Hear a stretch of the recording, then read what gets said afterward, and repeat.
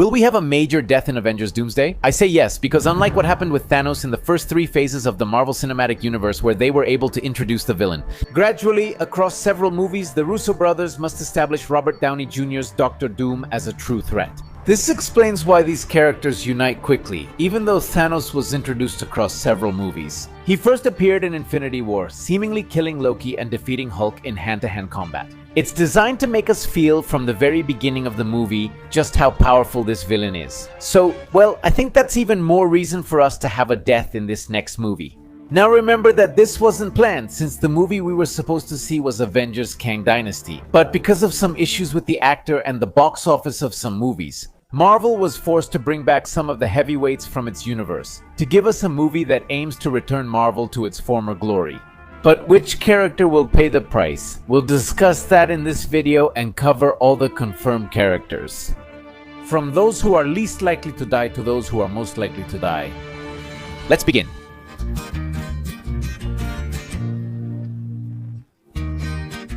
To make this list, we need to know which characters will appear in Avengers Doomsday and how the writers and producers choose which characters to kill off. If we take into account the official announcements so far, that is, the teasers that have come out and the announcement about the chairs, these are the characters that appear in Avengers Doomsday. There will likely still be surprises, which I enjoy. But if those are the official characters, now we need to understand how these decisions are made. There are 4 reasons why a character is killed off. The first reason is that maybe this character has already completed their narrative arc, so it doesn't make sense to keep them in the story anymore. For example, the death of Tony Stark. It made sense then, as the character shifted from a selfish playboy to someone who sacrifices for his family and humanity. In addition, it represented a symbolic closure for an entire era of superhero movies. The second reason involves the audience. If a character isn't resonating, they may decide to remove them. It's also common for characters to be killed off because the actor or actress will no longer be available. And in this case, there are many examples like Kotner in Dr. House, who left the show suddenly because he got a job in the government. Charlie Harper in 2.5 Men, who was at least initially written off because of the actor's addiction problems. And maybe it's likely that Dr. Doom will do something similar to Kang. If it doesn't happen, well, that's fine. Anyway, the character of Kang will be an example of a character who was removed because of a real-world controversy. And there are also cases where the death of an actor in real life makes the writers decide to address it. They give the character the same fate as T'Challa in Black Panther or Aunt Polly in Peaky Blinders. Lastly, another reason to remove a character is to develop another one. A well-known case is Alexandra Dewitt, Green Lantern Kyle Rayner's girlfriend, who was killed to further his character development. Her death inspired the women in refrigerators trope. Similar examples include Gwen Stacy in the comics and King T'Chaka in Civil War. It's worth mentioning that often a death has to do with more than one reason. For example, we could say that Joel in The Last of Us had already finished his narrative arc after saving Ellie. He also dies to develop her character. Remember, sometimes characters aren't killed off but are written out with a different ending. Similar to Paul Walker in Fast and Furious, or Gina Carano, who was fired from The Mandalorian over controversy. If you know more examples or any other reason why characters die, leave it in the comments. Now with this in mind, let's get to the countdown. But hey, if you're enjoying the video, subscribe. When we reach 600,000 subscribers, I'll make a special video. I read hundreds of Batman comics to understand him. I think the Fantastic Four are the safest, since they've only had one movie and their story is just starting. They're also well-known comic characters. The last movie's box office didn't meet Marvel's expectations, but even if Marvel stops making solo Fantastic Four movies, it won't matter much. The characters themselves bring solidity, brand recognition, and a fresh vibe to any crossovers that might come in the future.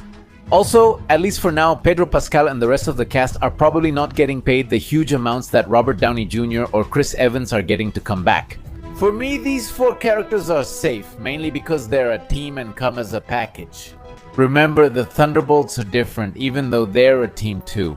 But unlike the Fantastic Four, people don't associate the Thunderbolts or, well, the new Avengers with such a specific lineup. So several of them can be removed without any problem. In my opinion, I think there are only 2 Thunderbolts characters who are 100% safe. First, we have Yelena, since she's a well-known actress who brings prestige to the franchise. She hasn't been Black Widow's successor for long, and I feel like the fandom has accepted her pretty well. Besides, I feel like it would be weird to kill off another Black Widow so soon, right? The other character who I think is safe is Ghost, but for a completely different reason. It doesn't make sense for this character to die since no one would miss her. If a death is meant to add impact to the story, Ghost isn't the right choice. The same applies to the new Falcon, so I think all these characters are safe. Finally, among the characters who are surely safe, there are those who are just starting their narrative arc, like Shang-Chi, whom we've only seen in one movie, or characters like Sam Wilson and Shuri, who have been in the Marvel Cinematic Universe a bit longer but have just begun their journey as Captain America and Black Panther. I also think we can include Baku here, since his role as King of Wakanda has just begun. It was only one movie ago. His death would force Shuri to become queen, undermining Wakanda Forever's premise and making the narrative feel odd. Oh, I'd also list Doctor Doom first, since I doubt Robert Downey Jr. returned for only one movie. Second, in the Secret Wars comic, the next movie's title, Doctor Doom is a key character. Third, they just killed off Robert Downey Jr.'s character in Endgame, so doing more would be too much. That's the list of characters who are safe for now. What do you think?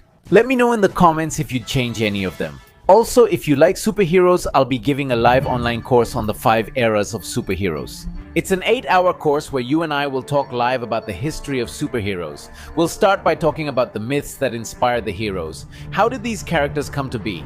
How did different conflicts like World War II or the Cold War change these characters, and how were these universes formed? Cinephils is a course I recently updated after not teaching it for a few years. It now covers topics from James Gunn's DC Universe and Avengers Doomsday. How has this franchise evolved over the years? Remember, it's a fully live online course you can take from any country with me. Here are the schedules. All sessions are recorded if you miss one or want to rewatch later.